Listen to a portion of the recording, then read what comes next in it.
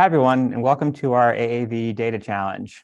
This is our first time that we're doing this. We're really excited to show off some data and to have you here with us. I'd like to start by giving a little bit of a background on my own experience with working with AAV vectors, and then give a little bit of an overview on our AAV Data Hub. So I began working with AAV vectors in graduate school around 2012. AAVs were very new, channel adoptions were just starting to come out. And we really wanted to work on controlling neurons that express the neurotransmitter norepinephrine with a channel rhodopsin vector. And so at the time, we didn't know anything about working with AAV vectors, but we had a collaborator that really did. So we started working with them to get some information and try to work with these vectors. So the first thing that we wanted to do was determine which AAV serotype would actually infect our neurons the best. So we received serotypes from AAV1, AAV6, 8, and 9, and we injected them into our rat, and then we took a look to see what would happen. What we saw was really great expression. These vectors all have a CAG promoter and just a GFP construct, so general controls. We found that we got really great expression with all the vectors that we tested, but when we started to test for which ones were getting into our norepinephrine cells, as you can see here, we saw some very big differences between the serotypes. So first, AAV1 was expressing only about 23% of neurons. We did test AAV6. I'm not showing the data here, but we were only able to see about a 5% transduction efficiency with those. However, both AAV8 and AAV9 both were showing up in the mid to upper 80s in terms of transduction efficiency. So we decided that we were going to use AAV9 because it's a vector that our collaborator was very familiar with and had used a lot. And we were making our own construct. So we had our own specific promoter, as well as a couple of different constructs for making a single-stranded versus a double-stranded AAV. So we developed our plasmid. We sent it to our collaborators who had somebody package it for us. We weren't really sure who was doing that. They sent us the AAV vector, and we injected it. And then we saw a lot of this. Which was lots of background. There's a lot of necrosis. There wasn't very much expression anywhere. And at this time, we didn't really have much information as to what was going on. We contacted our collaborators. They said, yeah, try to dilute it. We diluted, we saw the same thing. So it really put us back to the drawing board. This took us about a month or so to figure out. We repackaged our vector. We sent it to a different place. We got some good QC on it. We sent it back. And then we were able to see exactly what we wanted to. So here you can see that we're getting good transduction of the norepinephrine neurons, which are here in magenta. Double label with the GFP, which is the neurons that are white. And we did see some expression in the DMN here as well. Like I said, we tried a couple of different vectors, both single-stranded and double-stranded. We found that the single-stranded vector didn't work much better than the double-stranded. What we needed to do was get really rapid expression. So we tried to get things really fast. And we spent about overall, we spent about 2 years trying to test this vector, reformulate it, and test it again. At the point where this vector was really starting to work well, it was actually at the same time when I was finishing up my graduate studies. And so I was anxious to move out of the lab and not spend another couple of years working on this vector itself. So all of this data that we generated and tested and optimized for these vectors never actually made it out into the public where it can be used. So our experience with testing different serotypes and different constructs for single and double-stranded was never able to be utilized by the community to understand how the vector works within our system. And this is a common problem in neuroscience AAV work. We'll see things that work really well, but we don't see a lot of things that don't work because publications are more focused towards the scientific discoveries and less so on the technical aspects of that. So here at Addgene, we've developed a way to try to get around this and try to help the community itself, which is our AAV Data Hub. So the AAV Data Hub is designed to house this really technical and optimization data so it can get out into the public and that it can be used by a lot of different scientists when they're using AAV vectors. We've spent the last year or so redesigning and reinvigorating our AAV Data Hub. So we've added a lot of new data fields. We've added the ability to cite the data that you're getting, and you can then get credit for your data. When we're redesigning this new data hub, we did some research in the community to figure out what do people want to see within their vectors. The number one thing that people want to see is negative data. Negative data is something that you almost never see out in publications because it's technical and it doesn't have a really good place to be published. The AAV Data Hub solves that problem by allowing you to have just technical expression data without the need for a greater scientific question to be answered. In addition to people wanting to see more negative data, they also, of course, wanted to see cell tropism. They want to see better injection details, and of course, more data. Here at Addgene, our scientific support answers questions on AAV vectors all the time. The Data Hub is here to help try to get this information out in the community where people can utilize it for their own studies. So what data is housed in our AAV Data Hub? First of all, we have information for both authors and funding sources. We have information for negative expression. We have injection parameters. How long did you wait for your injection to be infused? How long did you wait to take the needle out? All of these things that really help to impact how a vector performs within a given system. We've also designed the AAV Data Hub to be both fair and open. So open science is a way to really help speed science.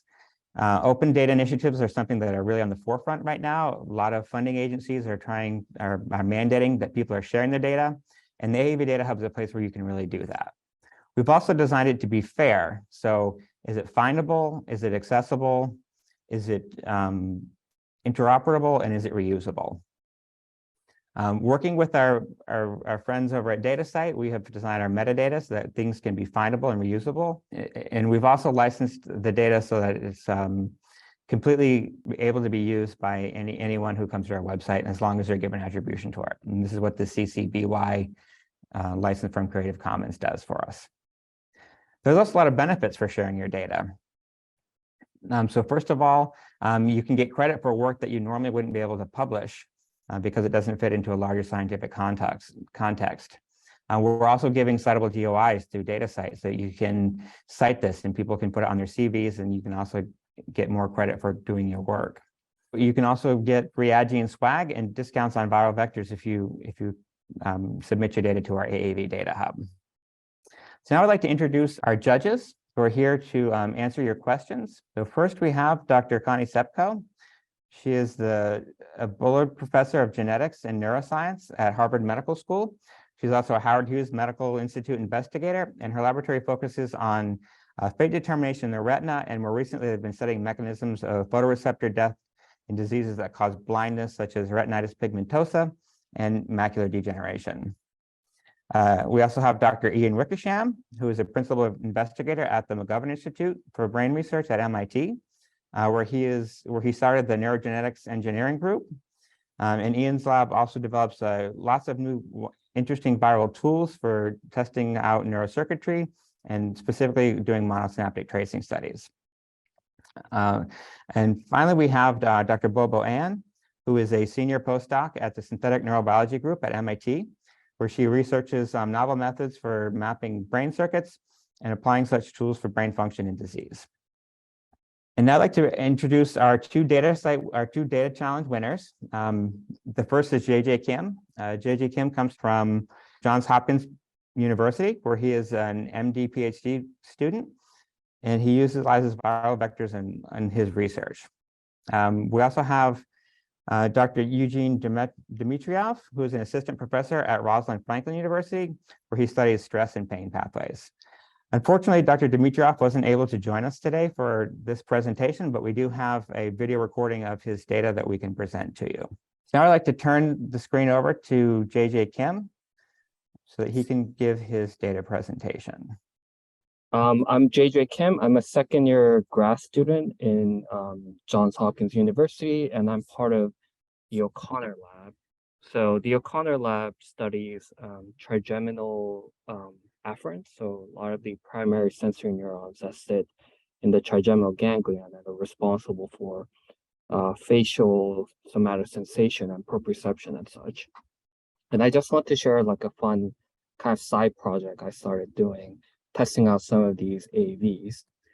So I started out by looking at the AAV PHP.S. So these are these engineered systemic AAVs that are supposed to have tropism for sensory neurons, including the dorsal root ganglion, the cardiac ganglion, and then perinervous system. But I thought, well, and we have these nice images of it labeling the afferents in the brainstem and also in the spinal cord here. And I thought, wait, what about cranial nerve ganglions? Could they label those? So I started out looking at the trigeminal ganglion. Colleague in the lab, Isis, does these regular recordings of trigeminal ganglion. So she would just put a tungsten electrode and then record from whisker receptive fields and locate where they were. And I thought, okay, maybe once she's done with those, she has the coordinates. How about I inject the PNS trophic AAV, the PHP.S, and then try to target the whisker fields or the V2 neurons specifically here. Okay. And yeah, this was kind of a fun side project because it incorporated both AAV injections, stereotactic targeting based on EFIS, and then last part was sort of looking at light sheet imaging. So the trigeminal ganglion is, pretty massive. You can see the scale bar here, but this is a massive sort of thing. And I wanted to look at it in an intact prep. So what I'm showing here is actually light sheet imaging data. It's about 1 millimeter in Z. And then I'm imaging through the entire trigeminal ganglion. And I've sort of labeled it. This is the V1 branch that goes towards the forehead, the V2 branch that goes to the maxillary areas, and V3, which goes to the jaw. And here is where the cell bodies of V1 and V2 sit. And this is where V3 sit. And you can see this really bright and nice labeling. I'm going to try to play this again, just because it's kind of fun. So again, I'm just taking a light sheet imaging through the entire trigeminal ganglion.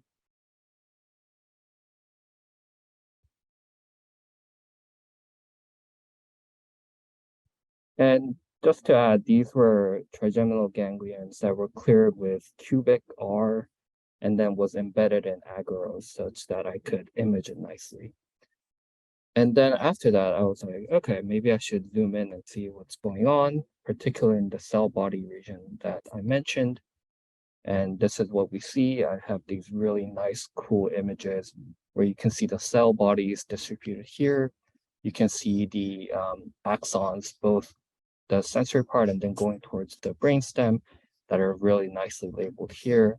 And it's just the whole prep with the stereotactic injection of the PHP-S plus the cleared and light sheet image is a nice way to visualize the trigeminal afferents in the intact prep. And yeah, that's about it for my data presentation. Great, thanks, JJ. That's wonderful data. Really appreciate you presenting. Now we're going to give a recorded video of Dr. Eugene Dimitrov. This is short description of investigation that we started a few months ago. And the goal of our investigation was to label neurons, inhibitory neurons in the medial prefrontal cortex of a mouse that receives synaptic input from the amygdala, from the BLA, basolateral nucleus of the amygdala, which one is the main projections to the prefrontal cortex. So materials and methods, we use male and female CD1 mice and 2 viral constructs, both of them from Addgene. One of them, the first one was AAV1 CRE virus. And the second one was a virus with DLX promoter, NTD tomato, which is expressed only in interneurons. So this technique is based on published by Zink in 2017 for transsynaptic transmission of CRE. According to the authors, if you use a high concentration of AAV serotype 1 or 9, CRE can be delivered and small amounts of CRE can cross the synaptic cleft. That's why we injected AAV1 in a BLA, and CRE-dependent DLX flex tomato in a prefrontal cortex of a mouse. The injections were simply with Hamilton syringe via stereotaxic apparatus.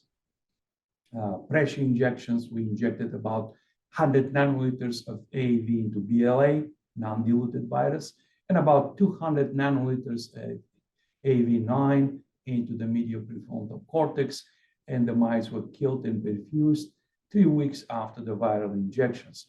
Actually, we already used this technique successfully to label the projection neurons. The neurons in a locus coeruleus labeled by the projection neurons from the medial prefrontal cortex. So on this panel, we'll see how the expression of the TD2MATO looks in the medial prefrontal cortex. In panel A, this is a low magnification image that the different subdivisions of the prefrontal cortex are labeled: anterior cingulate cortex, prelimbic cortex, interlimbic cortex, and you see the expression of TD2MATO both in a superficial layer 3 of the prefrontal cortex and going into the deeper layers of the prefrontal cortex. And this pattern is very repetitious among our animals. An up-close look in panel B, you can see the morphology of these neurons. They are very, the expression of TD2MATO is very dense. So these are small neurons, kind of with round soma, and very luscious dendritic trees emanating evenly out of the soma. And in the last panel, you can see that the TD2MATO fills up not only the cytoplasm of the neuron very well, but also its dendrites. And I apologize for this image. I have bad images, but you can see that the marker fills up even dendritic spines. And one more image. Here, we injected the anterograde tracer, the CRE virus, into the contralateral prefrontal cortex, because this is another very important of the projections to the medial prefrontal cortex. This is the contralateral side. So, and did the same analysis, and you can see again the expression of TD2MATO in a first panel in a contralateral of the injection prefrontal cortex. The pattern is a little bit different, but again, you have neurons all the way to the anterior cingulate cortex, occupying all 3 subdivisions of the prefrontal cortex, including some of the neurons in the motor cortex. And again, the neurons are dispersed from the very superficial layers all the way to the deep layers. And on closing inspection, they look interneurons. They have interneuron morphology with small round bodies and very abundant dendritic trees. And the last panel is a very high image of high magnification image of the neurons in question. So we started staining these neurons with various markers for interneuronal markers. But even looking at their morphology, they're definitely interneurons. So the take-home message is that DLX, CRE-activated DLX and AAV CRE can work in sync and can successfully label the projection from various brain structures to the interneurons in a medial prefrontal cortex. So the technique works quite well. Thank you. All right, that was great. Thanks to both of our data presenters, and congratulations for your awards. Next, we're having a presentation by Dr. Connie Cepko. I'd like to talk about our work with trying to preserve photoreceptors, aiming hopefully someday to gene therapy for people who have inherited a disease gene that leads to blindness. And I like this first image. This shows a photoreceptor from the mouse. So this is the outer segment where phototransduction takes place. This is the inner segment, which has mitochondria and ribosomes. This is the cell body. And overall, what we're trying to do is preserve this structure using AAVs to deliver genes that make these cells, these happen to be the cone photoreceptor cells, make them more resilient when they're in a noxious environment that has oxidative damage and inflammation. So this is the target organ here. This is the retina. This is where we have our injections. And we take a needle with AAV and we deliver it right here, which is called the subretinal space. So the yellow line represents the retina, which is a collection of over now 120 different kinds of neurons. And the black line is a layer of epithelial cells called the retinal pigment epithelium. So there's a virtual space there that we're inoculating into. There's not really a space, but it's good enough that we can deliver about 0.1 to 0.2 microliters and get all of the cells infected. All right, so I was just giving another view of these pretty photoreceptor cells. This is the cell types that we're trying to share. This is a real picture from a human. So the way we go about this is we take a couple different AAVs. One of them has a cone photoreceptor specific promoter driving GFP, a nuclear form that has an H2B fusion. We always use that as a way to quantify cones that we've saved with our experimental treatment. Turns out it's very easy to quantify nuclear labeled cones in a flat mount or an intact sort of prep of the retina. So we use that as actually our quantification marker, so we don't have to use antibodies to quantify cones. And then we put in vectors that have our rescue genes. And we can put in now sometimes up to 5, and we get most of the same cells infected. So we're going in at an early stage, postnatal day 0 in this subretinal space. And we do that because I mentioned it's a virtual space. At this age, we do less damage if we deliver the inoculum to the postnatal day 0 subretinal space. And also we like to get the genes in on board because some of our retinal degeneration models, which are all in mice, have rapid degeneration. And as you know, it takes a couple of weeks to max out AAV expression. So by getting them in early, we can assay protection before all the cells have died. We let the animals grow up, we take the retina out, we flatten it out like this, and then we count the cones. And again, this nuclear GFP gives us a really handy way to do that. So we can do automated counting. So this is just to show you what the retinas look like after infection. So here's an uninfected control, and then here's how they look after infection in postnatal day 0. You can see we get pretty full infection. They're totally green. And this is just showing you some of the different promoters, and I'll give you a view of that in a moment. And this, I wanted to show you the co-infection rate. So if we look at the panels on the right, we can see we injected a red virus and a green virus. They both have the CMV promoter. Red shows us these nice cone photoreceptors, target cell we're trying to save. So does green, and you can see a very high co-infection rate. It's about 95%.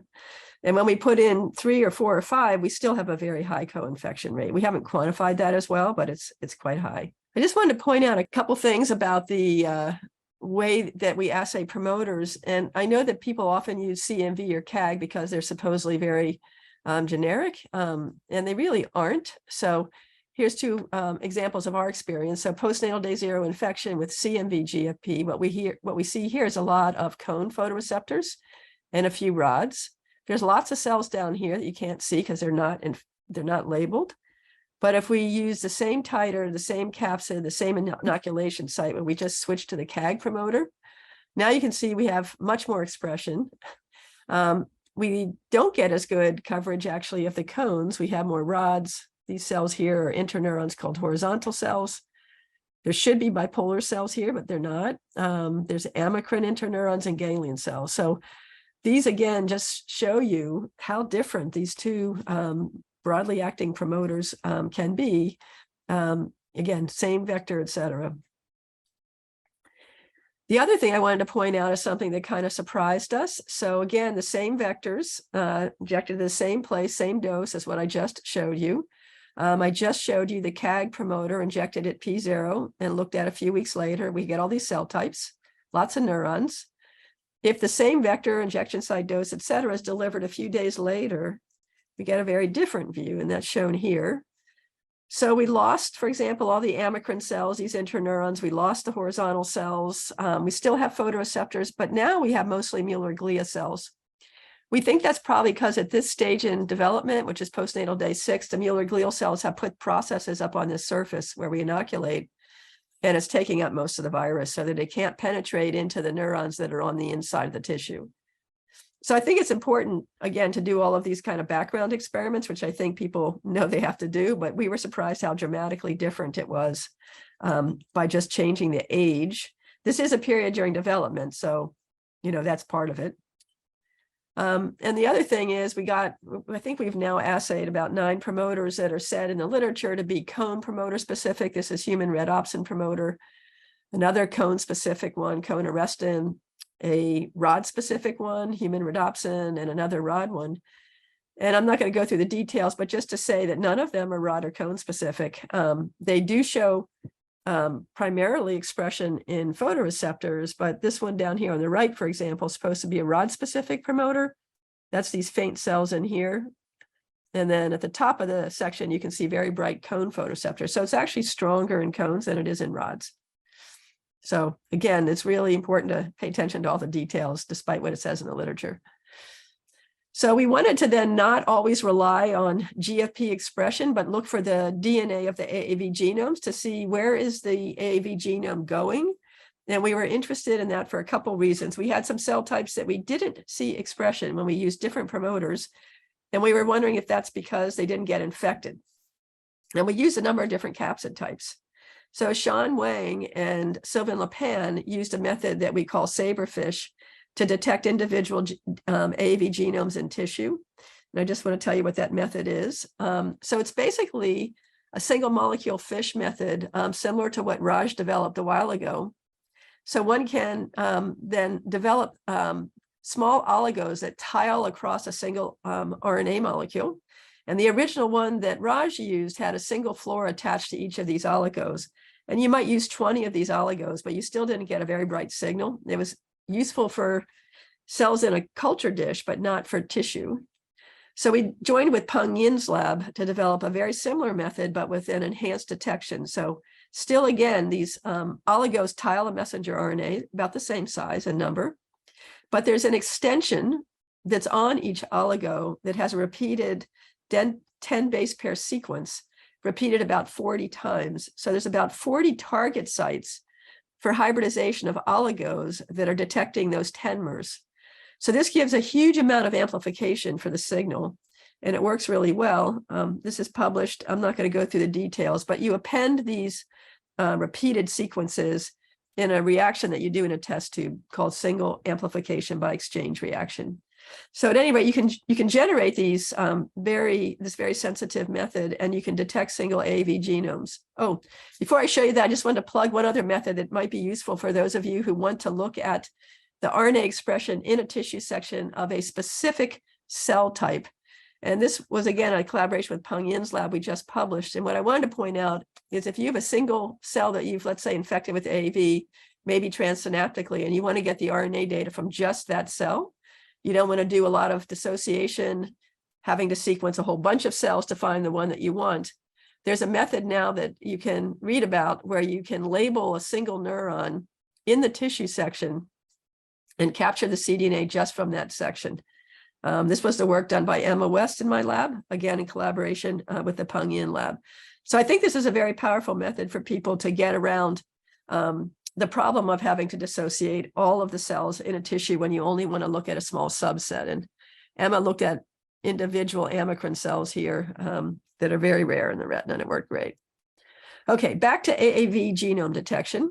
So we looked at tissue sections that had GFP viruses, and then the little red puncta are showing us AAV genomes detected by the saberfish method.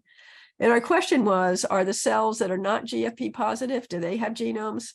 Are the cells that are GFP positive, do they have genomes? And if so, how many? So we're looking at rods and cones over here. And so if we look at the GFP minus cells that are rods, most of them do not have genomes. So it makes sense that they're not GFP expressing. Most of those that have GFP also have genomes. If we look at the cones, the story is a little different. The ones that are GFP negative, a lot of them do have genomes. So it looks like we're not capturing all the cones with our, probably it's an expression issue. This just shows that you can also do antibody staining. This cone arrestin, these white cells are the cones. So this is how we know that we're looking at cones. We also have antibodies that can detect other cell types. So this method is very compatible with antibody detection along with the genome puncta. We also, as I said, we wanted to know about cells that were not expressing GFP. Did they get infected by our capsid type and our inoculation site in our dose? So here's a cell called a horizontal cell. You can see by the white puncta that we have detected that this is a horizontal cell using saberfish probes for a horizontal cell specific gene, the LHX1 gene. This horizontal cell is not GFP positive, but it does have genomes. In fact, this one has 5 genomes. So we are getting infection of horizontal cells. Apparently the promoter we're using in this case does not express there. We can get expression with other promoters. Similarly, this is another tissue outside of the inoculation site, and we're getting a lot of puncta. You can see this has almost too many to count, but it's not GFP positive. We had the same question about microglia. Many people are interested in microglia, and they don't see good GFP in microglia when they infect. And we did the same thing. The retina has microglia. We do not see them as GFP positive. We looked for puncta. We saw puncta if we looked a few days after infection, and all of the puncta were gone by 3 weeks. So we don't know the state of the AAV genome. It could be that it's being destroyed or silenced. Eventually it's lost. So I think this is useful for tracking genomes when you can't see expression. And then the last 2 parts about this is we were also wondering if the number of AAV genomes correlated with the GFP intensity. So that's shown here for rods and for cones. And the answer is roughly yes. The brighter the GFP, the more puncta we can find. We also wanted to know how fast are these genomes getting into the nucleus? And, you know, again, we know that there's a delay in getting expression from an AAV infection, but is that because there's some process that hangs up the genome from getting to the nucleus? Where's the hang up? And there's a fair amount of discussion about this in the literature, that second strand synthesis is a limiting factor, getting out of the endosome is a limiting factor, getting into the nucleus, et cetera. But we thought we could start to track where are the genomes. So here's a tissue section 1 hour post-infection. This is the inoculation site. You can see a lot of genomes still sitting at the inoculation site. And these are retinal pigment epithelial cells, which are really large, and they're also phagocytic. So they're taking up genomes immediately. If we look at 3 hours post-infection, we start to pick up genomes in the photoreceptors. That's what these puncta are. This is all photoreceptors. If we look at 6 hours now, we're starting to get more in the photoreceptor layer. And this just shows you again where the genomes are. It looks like they are in the cell. So we think it takes a few hours for them to actually enter in, at least to the cytoplasm, if not the nucleus. And again, the lag to expression can't be ascribed just to getting in. We also looked at whether we're picking up a single genome, and it's hard to actually prove that, but what we did is a titration curve. So this is our no AAV infection control. We pick up 0. It's a very good method in terms of background. We don't, in the retina, it's perfect. We don't get background. In the brain, sometimes we do get background with the saberfish. And then we did different doses. We delivered these different doses, and we looked at the number of puncta per cell. And this is just a high mag view. And it looks like it correlates in a linear fashion. So the more we put in, the more puncta we get. So it doesn't look like a single puncta is due to more than one genome, or we wouldn't have a linear association between dose and puncta number. We started encountering a lot of toxicity, and I'm sure other people have as well. So we were going about doing these experiments again, trying to do our gene therapy, and we were finding we were killing some of the cones that we were trying to save. And we've been studying it now for about 10 years, trying to figure out why and how are we causing this toxicity. So these are tissue sections. And the first one here is a CMV promoter driving GFP at a low dose. And on the bottom panel, it's a high dose. On the low dose, you can see some outer segments. These are these skinny little protrusions here that I showed you in the very first slide. But there's many fewer of them than there should be. And this red should be co-localized throughout the green. And actually over here in the uninjected, you can see these nice red processes. So these are healthy cone outer segments. And here the outer segments are shrinking and they're completely gone with the high dose. And I didn't show you all the controls, but the rod photoreceptors, which are most of these blue DAPI labeled nuclei, are fewer in number. So we're having toxicity to the rods, we're losing them, and we're making the cones pretty sick looking. So we've been trying to figure out why. Oh, and one other thing, we have sort of the canary in the coal mine on this. So the other cell type that's right at the inoculation site I mentioned is the retinal pigment epithelium. We can remove it as a sheet and stain it with phalloidin where we see actin. In this top left panel, we see a very healthy cobblestone-y kind of appearance of healthy RPE. Now, as we go up in dose or different kinds of vectors, you can see irregularities in the monolayer to the point where we get huge, huge cells, which are swollen, and then we actually lose the RPE. So this is a pretty dramatic readout of just a GFP expressing vector, and it's dose related.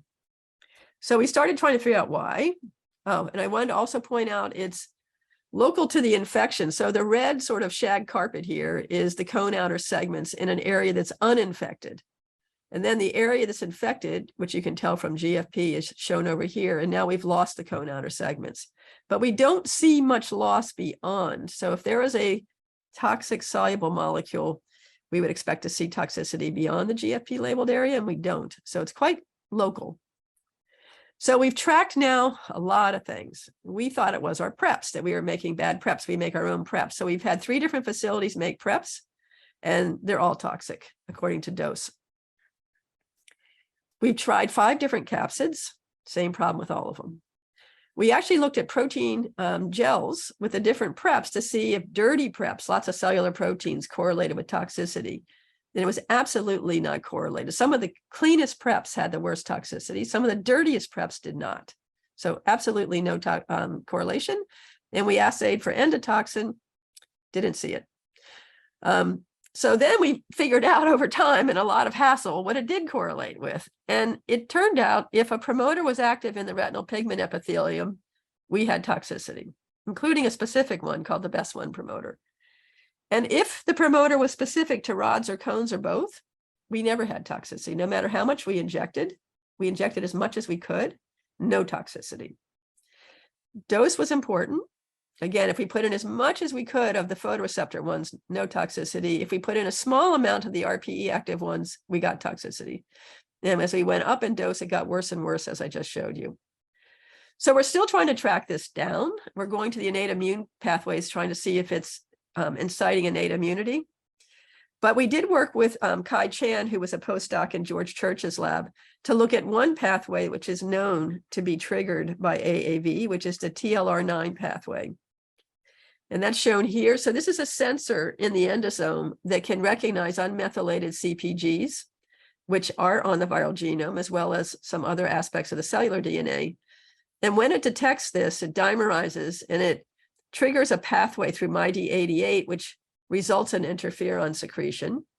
And people have found that if you include certain oligos on the DNA, you can block the TLR9 response. So I'll just show you this last bit of data. We worked with Kai to put these blocking sequences, this is a small oligo, onto our vectors to see if we could block the toxicity. We could not in mouse. But we were also doing experiments in pig, and it worked in pig.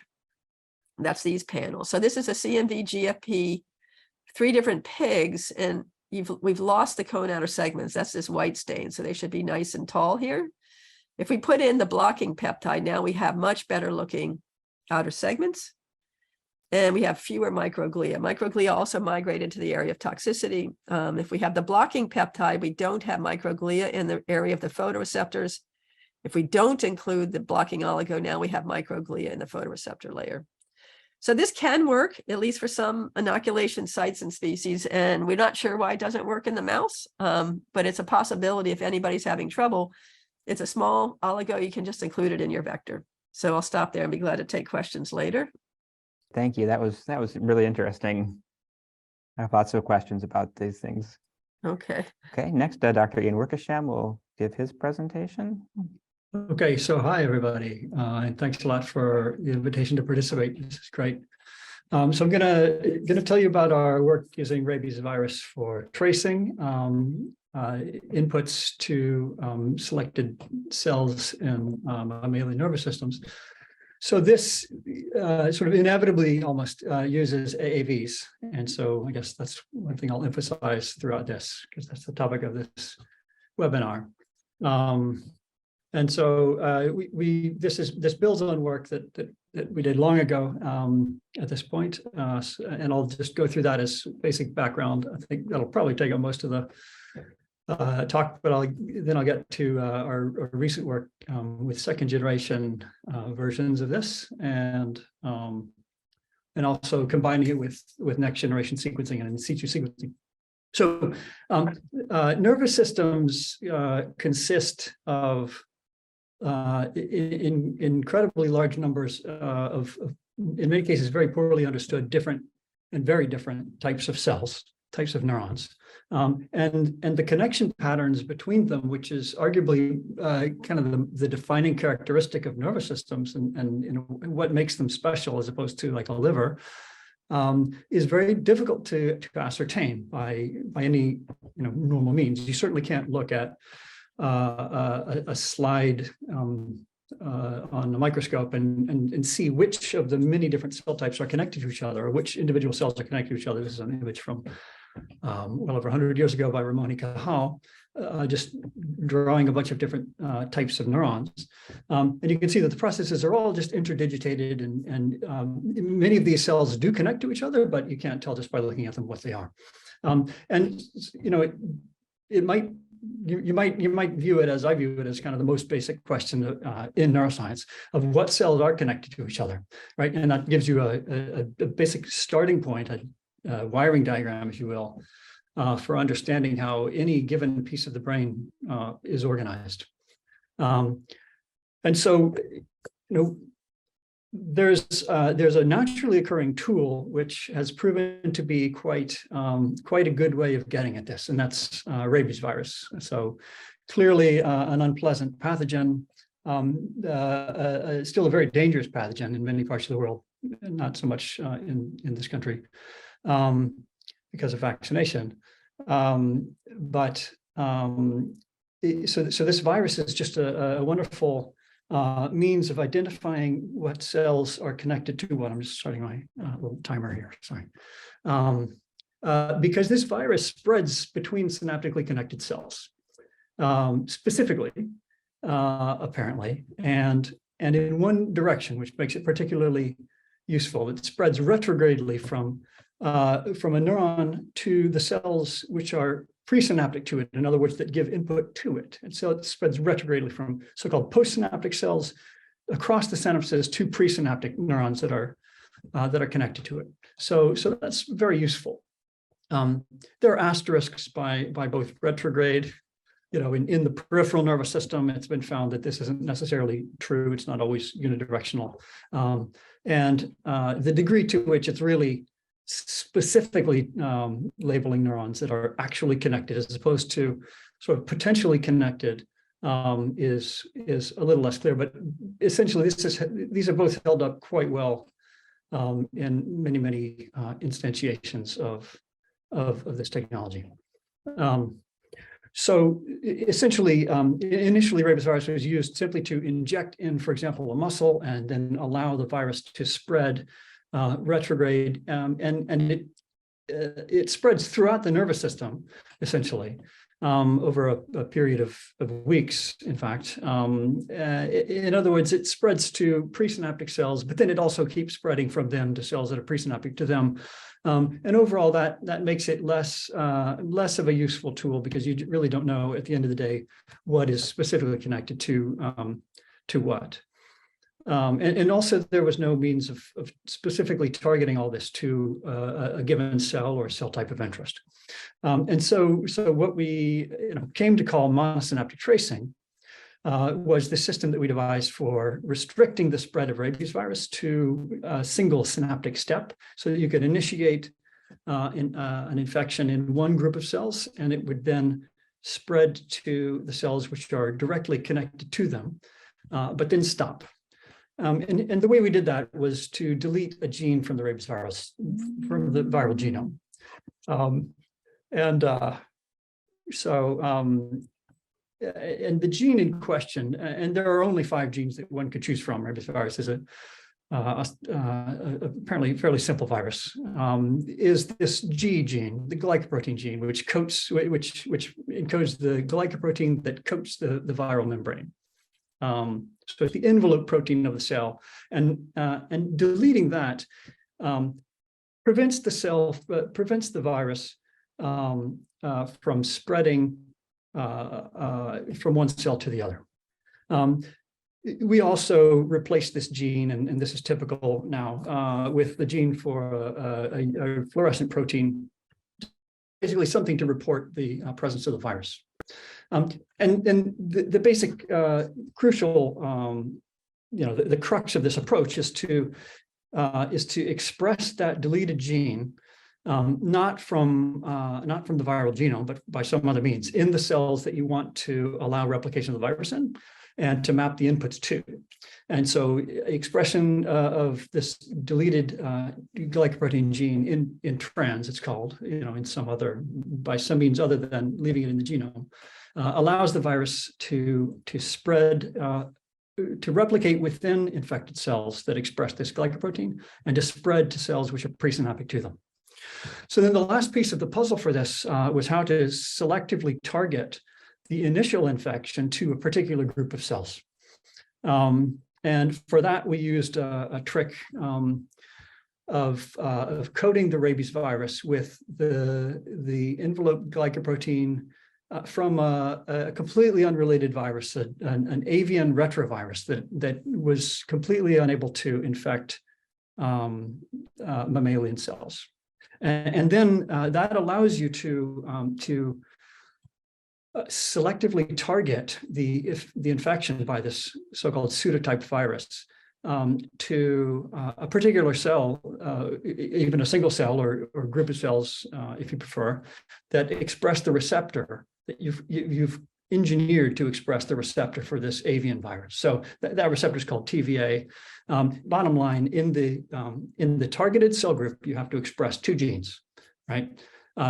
TVA, this receptor, so that the virus can enter those neurons, and the deleted rabies virus gene, G, so that the virus can replicate within them and spread to these targeted cell groups inputs. So how do we do that? Well, we use AAV almost inevitably, almost invariably rather. Essentially, AAV is a wonderful tool, as I suppose we all know, in allowing you to just selectively express exogenous genes in neurons. We use this trick of using mice that express something called a recombinase. In this case, something called Cre recombinase, which is an enzyme which acts on specific segments of DNA and recombines them. And we use AAVs that are, as I call it, Cre dependent. In other words, they won't express anything unless Cre recombinase acts on them. And so then in so-called Cre mice, in which Cre recombinase is expressed in particular groups of cells that you want to target, and there are many such Cre mice at this point. This is a sort of a workhorse technology. You inject your AAVs, which will express these 2 required genes in a Cre-dependent fashion into the Cre mice in the part of the brain that you want to start this whole monosynaptic tracing process off in. And I'll just note that the current versions that our lab uses and our collaborators use of these helper viruses are available now from Addgene, have been for some time actually, with these catalog numbers. And so one injects the AAVs, and in the targeted cell group, these 2 required genes are expressed, and then generally in our hands, 7 days later, one injects the rabies virus, this modified rabies virus, and and that selectively infects the receptor expressing cells. It replicates within them and spreads to the inputs of those cells. And so this is an example in the midbrain, in a so-called DAT Cre mouse, a mouse which expresses Cre in dopaminergic cells within the midbrain. And here, the top row and the left two images in this on the bottom row are the injection site. And so the red is indicating where the rabies virus is. The green is indicating where TVA is, and the blue is showing where this deleted glycoprotein gene is expressed. And so essentially this shows you that we're able to selectively express and then infect the targeted dopaminergic cells in the midbrain. And then at the bottom right, this image is of a different part of the brain called the striatum, which provides input to dopaminergic cells in the midbrain. And this is showing lots of labeled, rabies virus labeled cells, which are presynaptic, directly connected to the cells which were initially infected. And so, essentially this tool is now used by quite a few labs and allows you to map, if you will, where the inputs are, or to identify the inputs to a specific cell group. So the downside, though, is it's not perfect for sure. And one of the downsides of it is that it's toxic. So these what I now call first generation rabies viral vectors with just this one gene deleted are toxic on a time scale of the longer it is, the worse off the cells are. Here, and you can see this most clearly if you actually use a microscope, which allows you to look into the brain in real time, in a living animal. And these are two images from such a microscope of the same piece of brain at two different times. One is 9 days after injection of the rabies virus, that's on the left. And you see many, many cells which are labeled, and the other is 22 days after. And you can see that most of those cells have died. You can identify many of the same cells between these two images, but most of them simply aren't there. So in order to solve this problem, basically, I guess overall, it would be good to have a version that didn't kill the cells, right? And that's probably for many reasons. First, even if you are only interested in anatomy, you might have more confidence in a system which wasn't actually resulting in a lot of the cells dying, in a fairly short time scale. But second, if you want to do long-term manipulations or imaging of these labeled networks of neurons, you're gonna want something that is harmless to the cells.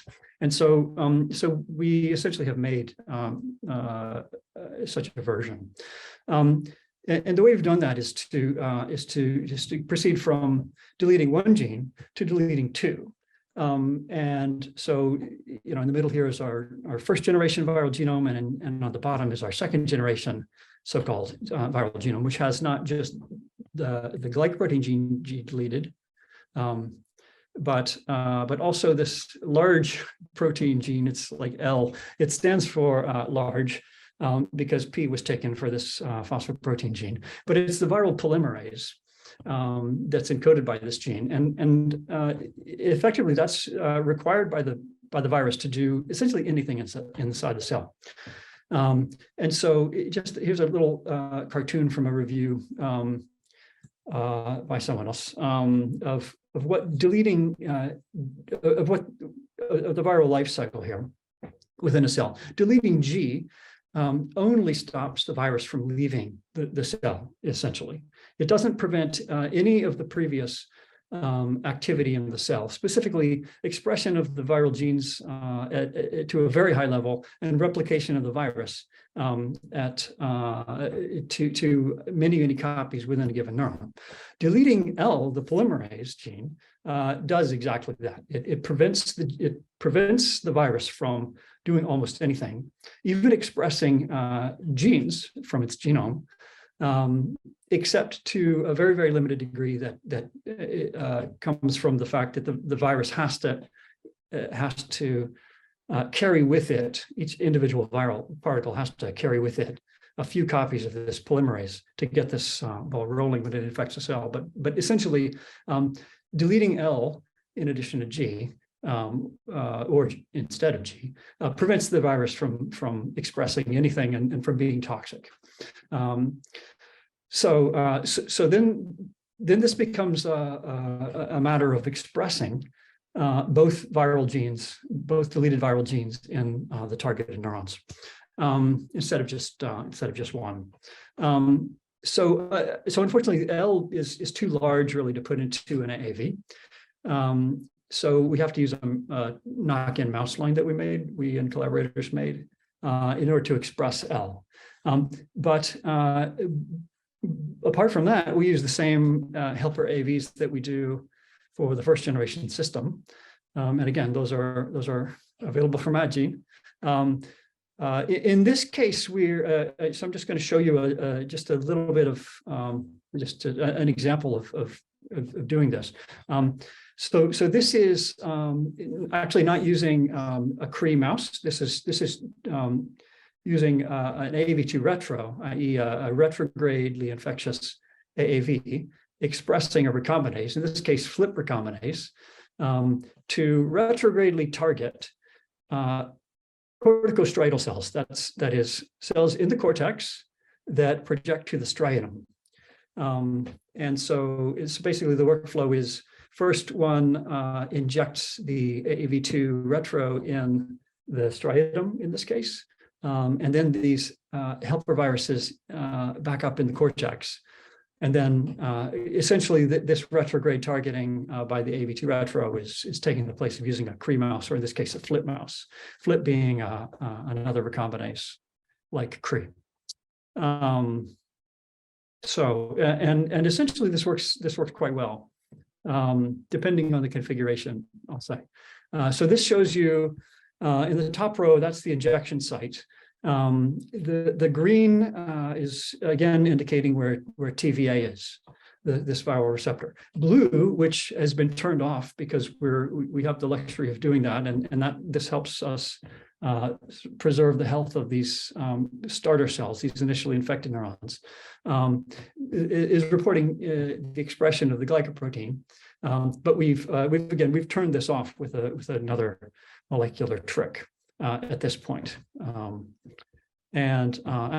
in other words, allow replication of the virus and then turn off expression of both G and L, actually.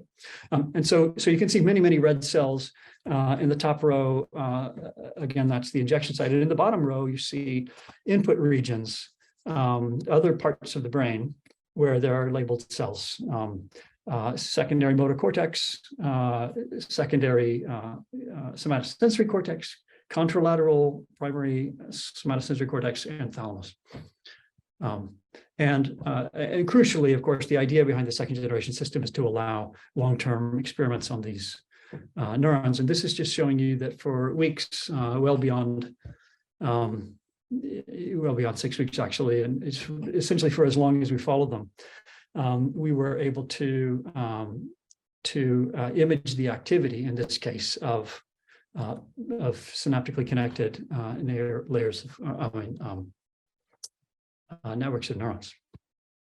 So, okay, so just very quickly, I want to just mention this work we've been doing on sequencing the connectome. And this is an idea that Tony Zador sort of first started pushing, suggesting, and it's a fantastic idea. The idea is to use next generation sequencing of genetic sequences in combination with viral tracing in order to massively increase the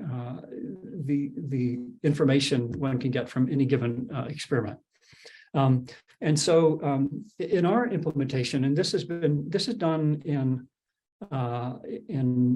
collaboration with some fantastic collaborators at the Allen Institute, we put in random stretch of nucleotides on the into the viral genome, which will be expressed along with the nucleoprotein mRNA. So this is the most abundant transcript from the viral genome. And so essentially in any infected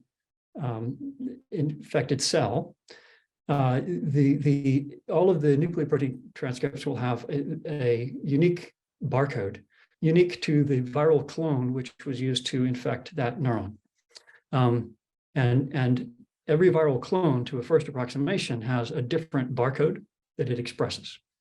And so then the idea is that you can use modern sequencing techniques to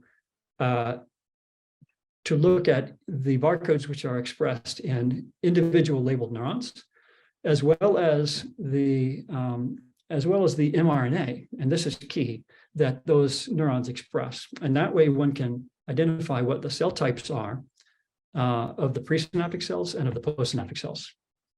And so we've been taking a number of approaches for this, but one of them is to simply randomly select the starting cells by taking the same Cre-dependent helper AAVs, and instead of injecting them in a Cre mouse, we mix them with a dilute solution of a Cre-expressing AAV, and then we just inject that into the mouse brain. And when you do that, then randomly selected sparse neurons will express TVA and G. And when you inject the barcoded rabies virus, it will then infect those random sparse starting cells, and each of those starting cells will get uniquely barcoded rabies viral particles infecting them. And then the rabies virus replicates within those individual neurons and spreads to neurons which are presynaptic to them. And then you can just look at the labeled neurons and the barcodes which are expressed in them, and you can see what cell is connected to exactly what starting cell, postsynaptic cell. And so this is just a little bit of results that I'm just showing you, and I'm going to wrap it up. This is from Xiaoyan Chen, who's a phenomenally talented collaborator who actually postdoced in the Zato lab before I went to the Allen Institute. And this is an in situ sequencing approach that Xiaoyan developed called BARSeq, and it's extremely powerful.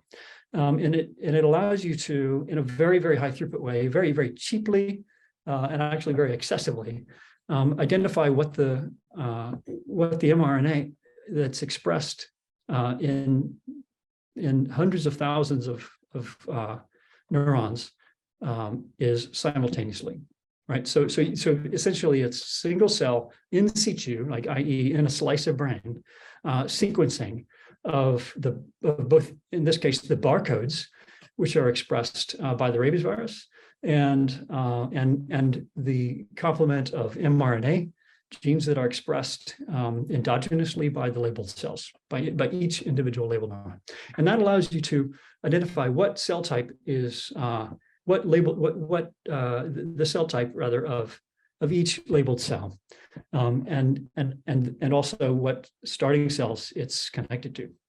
And so just to cut to the chase here. So for example, using this approach, we were able to in this case, simply confirm a known result that a particular type of cell, the layer 5 extratelencephalic cell, i.e. neurons these big neurons which send output out of the cortex, doesn't connect very much at all to other types of excitatory pyramidal cells, i.e. other sort of the main cell type in the cortex. So that's these IT cells down at the bottom right.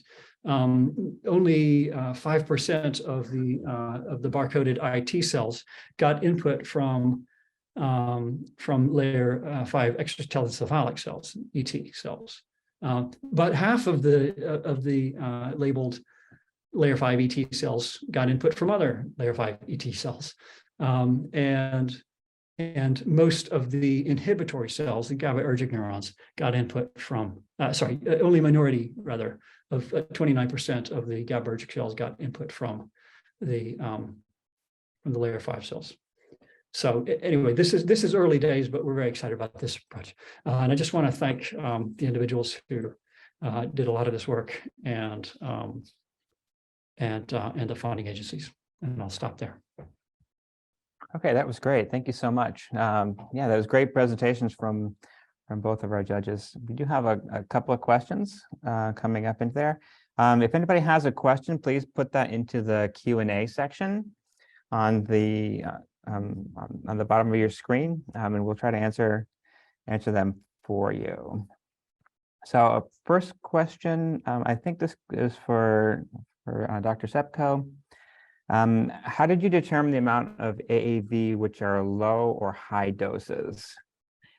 So that was done empirically. We simply did titrations, injected over a couple logs worth, and then we looked at how many GFP genomes we had. And, we were trying to get everything infected.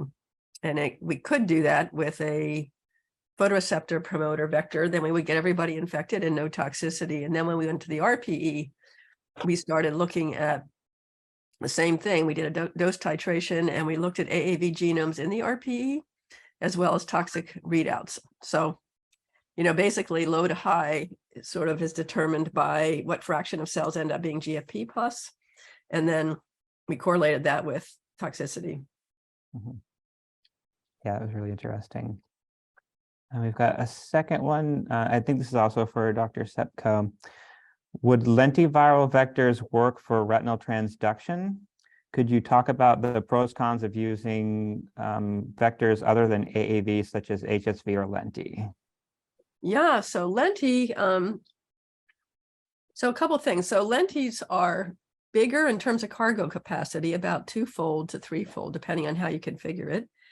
So that's an advantage. You can put in bigger promoters and you can put in more genes, about 8 kb worth of space. But they don't grow at a great high titer. So if you're going with an AAV, you can get a titer of 10 to the 13th genome copies per mil. Lentis are a couple logs less. They're also a lot less hardy. I mean, in terms of even just making preps and reusing them, it's a problem, and that freeze thaws and things like that can harm them. We also don't get we never get nearly the level of infection of the photoreceptors or RPE if we inject lentis. So that's why we're not using them. However, if you have a target cell that's mitotic, let's say you're targeting a bone marrow stem cell and you need to have a lot of cell division following the inoculation in order to track whatever it is you're trying to do, you really have to use an integrating virus like a lenti or a gamma retrovirus. So for mitotic target cells, where you want to look at effects after proliferation, you really have to use a lenti. The AAV does not work there. It gets diluted out and or silenced. I didn't point this out, but actually when we infect the postnatal day 0 mouse retina, there's mitotic cells, and we can see that we can get infection, but for some reason, we don't see the daughter cells from those mitotic cells. There's obviously some dilution through proliferation, but there should still be retention in some of the daughter cells, and we never see it. So we don't know exactly what happens with mitotic cells with AAV, but again, if you're targeting mitotic cells, better to use a lenti. If you're targeting post-mitotic cells, AAV is great from a titer perspective, not great from a cargo size perspective. It's also great from the standpoint of if it doesn't integrate, you don't have to risk integration site defects in the cells that you're infecting, which is an issue for therapy more than basic science. But integration can be bad in terms of turning on oncogenes and things like that. Okay, great.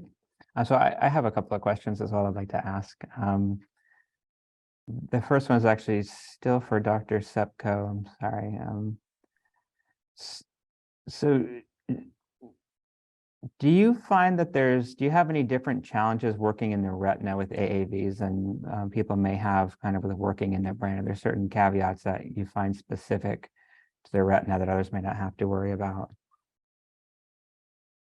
Well, we do use AAVs in the brain, actually. Yeah. In both cases, we think high dose does trigger some toxicity. Other than that, I wouldn't say there's anything specifically challenging. I mean, in some ways, the way we do our inoculations in the retina is a lot easier than the brain. So in the brain, we do stereotactic injections. So you have to have a whole stereotax setup. In the retina, you can do it much more easily. You don't have to have that kind of stereotactic injection. You can just stick a needle in the subretinal space. Once you learn where that space is, it's not that hard. You can do it fairly quickly. So I would say it's actually easier to deliver in the retina, at least at the postnatal day 0. At the older ages, it's harder. There's a lot more resistance to the injection and you create more damage. But otherwise, I wouldn't say much differences. Excellent. Okay, I think that's all the, oh, we've got one more question just came up. What are your thoughts on using next generation AAVs versus next generation rabies vectors geared towards anterograde transsynaptic tracing? So for Dr. Wickersham. Sure. So I should have actually mentioned in my talk. Connie's lab's done wonderful work extending the monosynaptic tracing paradigm to anterograde tracing using a virus called VSV, which is related to rabies virus, another rhabdovirus.